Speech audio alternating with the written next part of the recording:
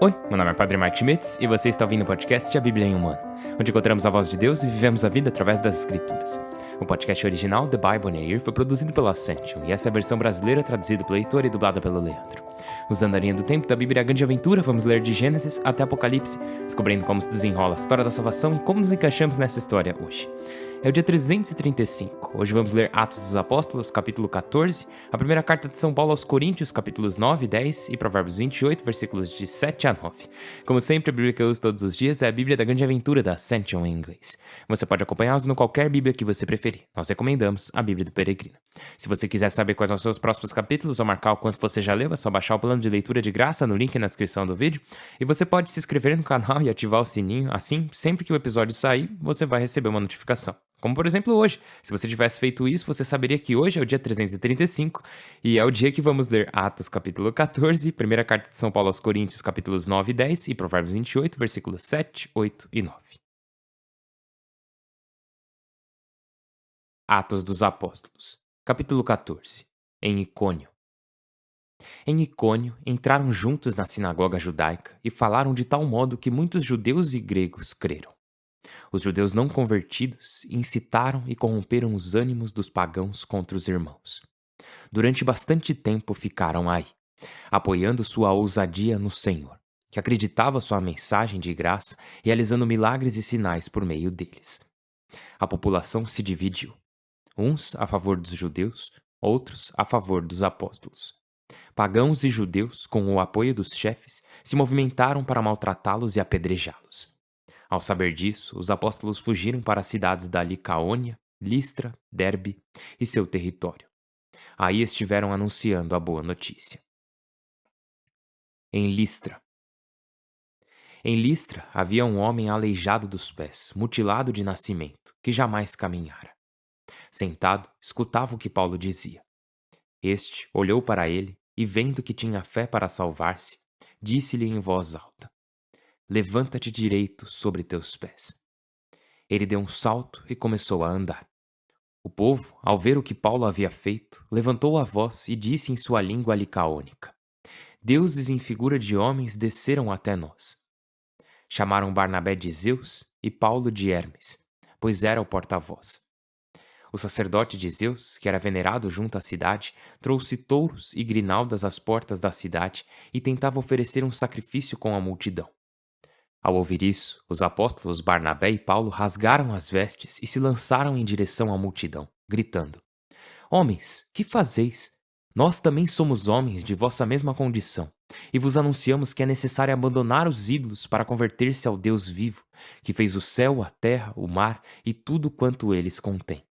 Nas gerações passadas, ele permitiu aos pagãos seguir os próprios caminhos, embora não deixasse de se manifestar como benfeitor, enviando-vos do céu chuvas, colheitas a seu tempo, alimentando-vos e conservando-vos contentes. Com essas palavras, mal conseguiram impedir que a multidão lhes oferecesse sacrifícios. Mas alguns judeus, vindos de Antioquia e Icônio, convenceram a multidão para que apedrejasse Paulo. A seguir, arrastaram-no para fora da cidade, dando-o por morto. Os discípulos o rodearam, ele se levantou e entrou na cidade. No dia seguinte, partiu com Barnabé para Derbe. Retorno a Antioquia. Depois de anunciar a boa notícia nessa cidade e ganhar muitos discípulos, voltaram a Listra, Icônio e Antioquia, onde animaram os discípulos e os exortaram a perseverar na fé, recordando-lhes que tinham de passar por muitas tribulações para entrar no reino de Deus. Em cada comunidade nomeavam anciãos e com orações e jejuns os confiavam ao Senhor, em quem haviam acreditado. Depois atravessaram a Pisídia, chegaram a Panfilha, pregaram a mensagem em Perge, desceram até a Atalia e daí navegaram para Antioquia, onde os haviam confiado ao favor de Deus para a tarefa designada. Ao chegar, reuniram a comunidade e contaram o que Deus fizera por meio deles e como abrir aos pagãos a porta da fé. E ficaram bastante tempo com os discípulos. A primeira carta de São Paulo aos Coríntios, capítulo 9. O exemplo de Paulo. No entanto, não sou livre? Não sou apóstolo? Não vi Jesus, Senhor nosso? Não sois vós, obra minha, a serviço do Senhor? Se para outros não sou apóstolo, para vós eu sou. O selo do meu apostolado para o Senhor sois vós. Minha defesa diante dos que me julgam é esta: não temos direito de comer e beber? Não temos direito de nos fazer acompanhar por uma esposa cristã, como os demais apóstolos, os irmãos do Senhor e Cefas? Somos Barnabé e eu os únicos que não têm direito de ficar sem trabalhar? Quem serviu como soldado às próprias custas? Quem planta uma vinha e não come seus frutos? Quem cuida de um rebanho e não se alimenta do seu leite? Meu argumento não é puramente humano, pois também a lei o diz. Na lei de Moisés está escrito: não porás focinheira no boi que trilha. Por acaso Deus se preocupa com os bois? Não o diz antes para nós? Claro, está escrito para nós. Com esperança lavra o lavrador e trilha o trilhador, com a esperança de colher. Se nós semeamos em vós o espiritual, será excessivo que colhamos o corporal? Se outros desfrutam desse direito sobre vós, por que não nós? Todavia, não fizemos uso de tal direito. Pelo contrário, tudo suportamos para não pôr obstáculos à boa notícia do Messias. Não sabeis que os ministros do culto comem das ofertas do templo, e os que servem ao altar participam das ofertas do altar? Do mesmo modo, o Senhor dispôs que os anunciadores da boa notícia vivam do seu anúncio. Eu, porém, não fiz uso de nenhum desses direitos.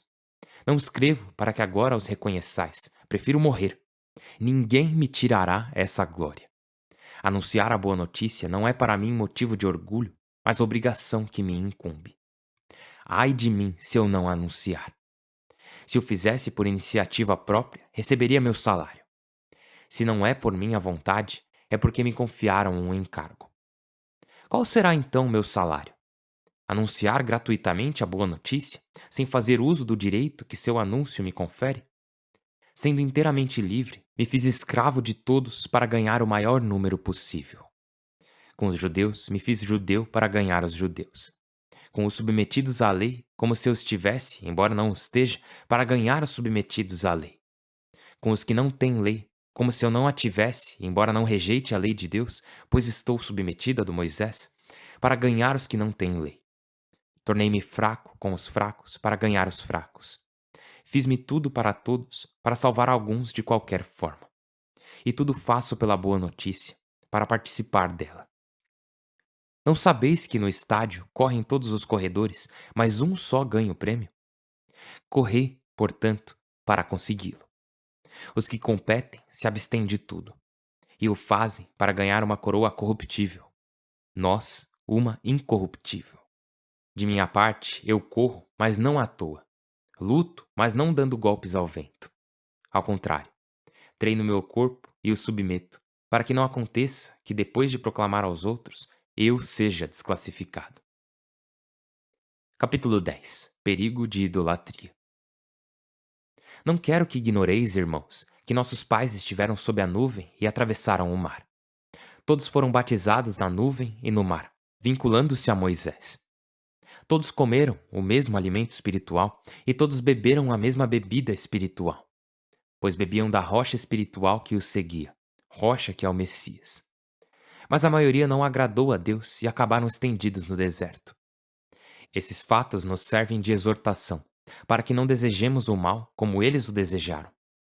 Não sejais idólatras como alguns deles, dos quais está escrito: o povo sentou-se para comer e beber e se levantou para dançar. Não forniquemos, como fizeram alguns deles, e num só dia caíram 23.000. Não ponhamos o Senhor à prova, como fizeram alguns deles, e pereceram mordidos por serpentes. Não protesteis, como alguns protestaram, e pereceram nas mãos do exterminador. Tudo isso lhes acontecia como figura, e foi escrito para advertir a nós que alcançamos a etapa final. Por conseguinte, quem crê estar firme, tenha cuidado para não cair. Nenhuma prova sobre-humana vos atingiu. Deus é fiel e não permitirá que sejais provados acima de vossas forças. Com a prova vos abrirá uma saída, para que possais suportá-la. Alimentos idolátricos e liberdade cristã. Portanto, meus queridos, fugi da idolatria. Falo a gente entendida, julgai por vós mesmos. A taça de bênção que abençoamos não é comunhão com o sangue de Cristo? o pão que partimos não é comunhão com o corpo de Cristo? Um é o pão e um é o corpo que formamos, apesar de muitos, pois todos partilhamos o único pão. Considerai os israelitas de raça. Os que comem as vítimas sacrificadas não estão em comunhão com o altar? O que pretendo dizer? Que as vítimas idolátricas são alguma coisa ou que os ídolos são alguma coisa? Absolutamente não. Contudo, visto que os sacrifícios dos pagãos são oferecidos a demônios e não a Deus, não quero que entreis em comunhão com os demônios. Não podeis beber a taça do Senhor e a taça dos demônios. Não podeis compartilhar a mesa do Senhor e a mesa dos demônios. Queremos provocar ciúmes no Senhor? Somos mais fortes do que Ele? Tudo é permitido, dizeis, mas nem tudo convém. Tudo é permitido, porém nem tudo edifica. Ninguém procure seu interesse, mas o do próximo. Comei tudo o que se vende no açougue, sem criar problema de consciência, pois do Senhor é a terra e tudo quanto ela contém. Se um pagão vos convida e aceitais, comei de tudo que vos servir, sem criar problema de consciência. Mas se alguém vos avisar, é carne sacrificada, não comais, em atenção a quem vos avisou e à consciência. Não me refiro à própria consciência, mas à do outro. Como assim? Minha liberdade vai ser julgada pela consciência alheia? Se eu participo dando graças, por que irão me censurar por aquilo pelo qual dou graças? Portanto, quer comais ou bebais, ou façais qualquer outra coisa, fazei tudo para a glória de Deus. Não deis motivo de escândalo, nem a judeus, nem a gregos, nem à igreja de Deus. Como eu, que tento agradar a todos, não procurando minha vantagem, mas a de todos, para que se salvem. O livro de Provérbios, capítulo 28, versículos de 7 a 9. Quem observa a lei é prudente. Quem se junta com dissolutos envergonha seu pai. Quem aumenta suas riquezas, emprestando com usura, acumula para quem se compadece dos pobres. Se alguém afasta da lei seus ouvidos, também sua oração será detestada. Pai do céu, nós te louvamos e glorificamos. Pedimos que ouça as nossas orações e te pedimos que, por favor, nos ajude a nunca nos afastarmos de tua lei. Nos ajude a estar sempre atentos à tua palavra.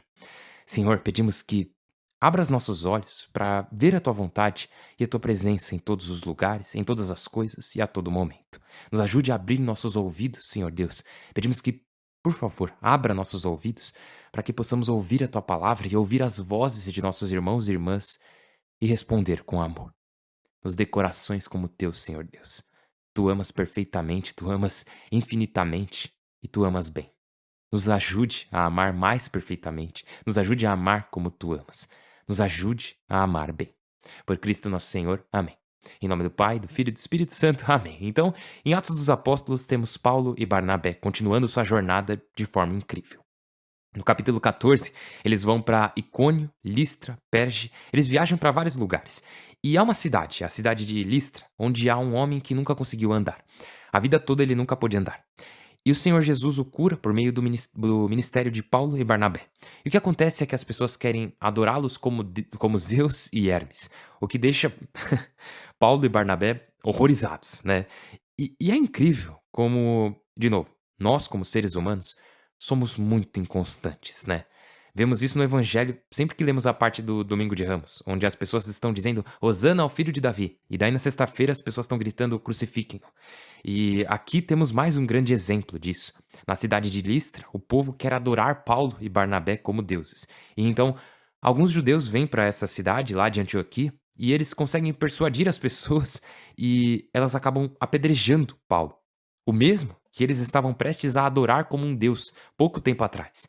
E isso nos mostra uma verdade. A verdade que o louvor dos homens e a crítica dos homens, ou o louvor dos homens e a acusação dos homens, a fama, a crítica que procede do ser humano, não vale de nada. É algo muito volúvel. Ela vem e vai. As mesmas pessoas que dizem queremos te adorar hoje, literalmente podem querer te matar amanhã. Isso é o que fizeram com Jesus e na cidade de Listra é o que fazem com Paulo. É isso que podemos esperar como cristãos. Nós não esperamos que o mundo nos ame porque... nunca espere que o mundo te ame se você pertence a Jesus. Essa é a realidade. Mas não só isso, também devemos nos preparar para o sofrimento.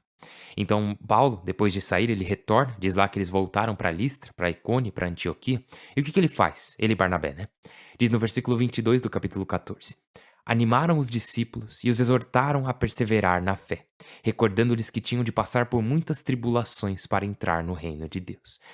Que é necessário passarmos por tribulações para entrarmos no reino de Deus. E São Paulo está dizendo isso depois de ter sido apedrejado. Ele diz que é necessário que entremos no reino de Deus através do sofrimento, das tribulações, através de muitas tribulações, inclusive. E isso é muito importante porque Paulo e Barnabé estão aqui animando, fortalecendo as almas dos discípulos ao dizer isso, ao lembrá-los disso, que entramos no reino de Deus através de muitas tribulações.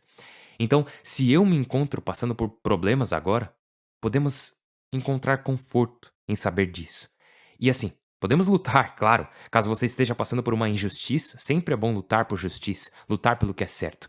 Mas reconhecemos que, em alguns momentos, não importa o que fazemos, não importa o quanto lutemos, nós ainda nos encontramos em meio à tribulação. Seja ela alguma doença, alguma perda, algum luto, seja o que for, podemos encontrar conforto no fato de que devemos passar por essas tribulações para entrarmos no reino de Deus. Devemos passar por essas coisas para sermos salvos. E essa é a maneira como Paulo e Barnabé fortalecem as almas dos apóstolos, deixando-os saber que isso é esperado e que todo mundo vai passar por isso uma hora ou outra. Falando sobre algo que acontece com todo mundo, tem uma parte nas leituras de hoje em que São Paulo diz que, e nossa, é muito bom. Eu pensei em falar em ordem, mas vamos fazer fora da ordem mesmo. Primeiro vamos falar do capítulo 10, onde São Paulo diz no versículo 13: Nenhuma prova sobre-humana vos atingiu. Deus é fiel e não permitirá que sejais provados acima de vossas forças. Com a prova vos abrirá uma saída para que possais suportá-la. E isso é muito importante para todos nós, porque às vezes a gente pensa, nossa, as provas, as tentações que acontecem comigo são muito fortes, não tem como. Ou o sofrimento que eu tenho passado não tem como alguém suportar. E sim, existem diferentes níveis e tipos de tentações e de sofrimento. Porém, ainda assim, uma das coisas que a palavra de Deus está nos dizendo é que nossas vidas são mais parecidas do que pensamos. Temos mais semelhanças do que diferenças. Não há tentação que tenha vindo sobre você que alguém no mundo nunca tenha passado. E aí você pode dizer, ah, não, mas no meu caso, não. Não tem isso de meu caso, porque a verdade é que cada um de nós deve suportar muitos sofrimentos. Devemos passar por muitas tribulações para sermos salvos. É assim que é. E, portanto, nenhuma tentação veio sobre você que alguém já não tenha enfrentado. Nenhuma prova sobre-humana vos atingiu. Deus é fiel e não permitirá que sejais provados acima de vossas forças. Então, de novo, não se trata de fazer uma cara de mal e tentar suportar o que você está passando. Não. Deus é fiel e Ele não permitirá que você seja tentado além das suas forças. E também, com a prova, vos abrirá uma saída para que possais suportá-la. E isso é muito importante. Agora, São Paulo nessa parte, aliás, a gente está falando da primeira carta aos Coríntios, tá? Perdão se eu não fui claro, mas estamos falando dos capítulos 9 e 10 da primeira carta aos Coríntios. E uma das coisas que Paulo está reivindicando são os direitos de um apóstolo. E basicamente ele diz que, assim, quando ele foi a Corinto, ele trabalhou como fazedor de tendas. Esse era o ofício dele, né? Ele fazia tendas para viver. Então aqui ele está dizendo que não pediu nenhum dinheiro em troca de proclamar o evangelho. Ele não pediu apoio financeiro de ninguém. Ele simplesmente foi e trabalhou para se sustentar. E aqui ele está dizendo, no entanto, lembrem-se de que eu poderia ter pedido. E lembrem-se de que é algo justo pagar as pessoas que prestam um bom serviço, né? Ele diz, não se deve amordaçar o boi enquanto ele debulha o trigo. E os sacerdotes no templo também, eles comem dos sacrifícios. Lembra, a gente passou por todo o Antigo Testamento. A gente viu isso, como os sacerdotes sobreviviam, né? Eles não tinham terras, eles não tinham herança. Como eles sobreviviam então? Eles sobreviviam porque pegavam uma parte do que era oferecido no templo para comer. Então o que São Paulo está dizendo é, eu também posso fazer isso. Eu também poderia exigir que, já que eu trouxe o evangelho e servi vocês, que vocês cuidassem de mim. Mas ele diz, eu não fiz uso de nenhum desses direitos. E eu nem tô escrevendo essa carta para pedir isso. Mas eu tô tentando mostrar que eu amo vocês, que eu me importo com vocês. Eu tô tentando mostrar que eu não vou fazer nenhuma exigência a vocês que seja excessiva ou que não seja para o bem de vocês mesmos. E isso é muito importante. Mas São Paulo não só tem direitos, ele também tem responsabilidades. Ele diz: sendo inteiramente livre, me fiz escravo de todos para ganhar o maior número possível. Com os judeus, me fiz judeu para ganhar os judeus. Com os submetidos à lei, como se eu estivesse, embora não esteja, para ganhar os submetidos à lei. Fiz-me tudo para todos, para salvar alguns de qualquer forma. Então ele fala no final do capítulo 9 sobre algo que eu acho sensacional. É uma daquelas passagens que eu tô sempre pegando para ler. Não só gosto da ideia porque eu sou, ou pelo menos já fui, um atleta em algum momento da minha vida, mas porque é algo que é muito verdadeiro. São Paulo diz o seguinte: não sabeis que no estádio correm todos os corredores, mas um só ganha o prêmio? Parece que não tem medalha de honra ao mérito no céu, tá? Daí ele continua: correi, portanto, para consegui-lo. Os que competem se abstêm de tudo, e o fazem para ganhar uma coroa corruptível. Nós, uma incorruptível. Cara, nossa, pensa nisso. Pensa nas Olimpíadas. Pensa nas pessoas que competem nas Olimpíadas. O quanto elas se esforçam. Quantas vezes elas dizem não para si mesmas. Quantas vezes elas dizem não a certos tipos de comida, bebida, álcool, tabaco, seja o que for. Pensa no quanto elas dizem sim para acordar cedo e se exercitar por horas. No quanto elas dizem sim para dormir e comer nas horas certinhas, sabe? E no quanto elas dizem não para sair e se divertir. E tudo isso para fazer o quê? Tudo isso para ganhar uma medalha que um dia, mesmo que seja daqui a 1000 anos, um dia ela vai se desfazer. Mas nós, a nossa corrida é para ganhar um prêmio eterno. A nossa medalha não vai se desfazer com o tempo. E algo que eu reflito bastante é o seguinte: será que um atleta olímpico está se esforçando mais por uma medalha de ouro do que eu estou me esforçando pelo céu? E isso sempre me pega, porque se esse atleta está se dedicando mais por uma medalha de ouro, que daqui uns meses ninguém nem vai comentar mais sobre, se eles estão se dedicando mais por essa medalha do que eu estou me dedicando ao céu, então eu tenho que reavaliar minhas escolhas, né? E aí você diz: ah, mas também não podemos exagerar, né? Tudo tem que ter moderação. Bom, você não vai ganhar uma medalha de ouro nas Olimpíadas com moderação. Você não ganha, simplesmente você não vai ganhar. Moderação não passa nem pela cabeça dos campeões. Eles são obcecados, eles têm um foco extremo, eles têm uma dedicação total ao seu objetivo. E sim, prudência é importante, bom senso é importante, e as virtudes sempre se encontram no meio. Mas isso não se trata de moderação nas virtudes, e sim de muita, muita virtude. Então, São Paulo diz o seguinte: de minha parte, eu corro, mas não à toa. Luto, mas não dando golpes ao vento. Ao contrário, treino meu corpo e o submeto. E lembra, eles rezam, eles jejuam. Isso era algo que fazia parte da rotina dos apóstolos e dos discípulos da igreja primitiva. Treino meu corpo e o submeto. E algumas pessoas pensam: nossa, os católicos falam sobre mortificação, sobre fazer penitência. E eu acho isso estranho. Então, isso não é estranho, porque tá aqui, ó. Treino meu corpo e o submeto, para que não aconteça que depois de proclamar aos outros, eu seja desclassificado. Porque sim, o céu é um presente, é gratuito. A graça de Deus é um presente, ela é gratuita. Mas nós podemos sim nos desqualificar.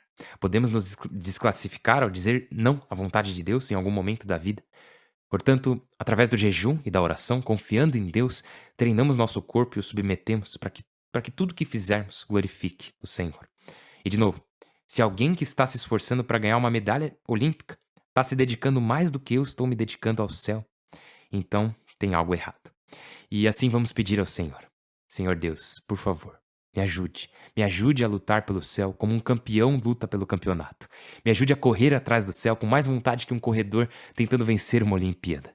Que sejamos mais dedicados à nossa fé do que um atleta olímpico é pelo ouro. Senhor Deus, por favor, nos ajude. Nos ajude a ser fiéis. Nos ajude a lutar por Ti. Nos ajude a lutar não por medo, mas por amor a Ti. Com o desejo de estar contigo para sempre. Não apenas com o desejo de não estar separado de Ti, mas com o desejo de estar contigo. Que isso motive cada uma de nossas ações a partir desse momento do dia de hoje, até o nosso último dia, até o dia final, até o momento em que entrarmos em Tua presença e recebemos a coroa do céu. Senhor Deus, essa é a nossa oração. Por favor, nos ajude. Meus amigos, estou rezando por vocês, por favor, rezem por mim. Meu nome é Padre Mike e eu mal posso esperar para vê-los amanhã. Deus abençoe.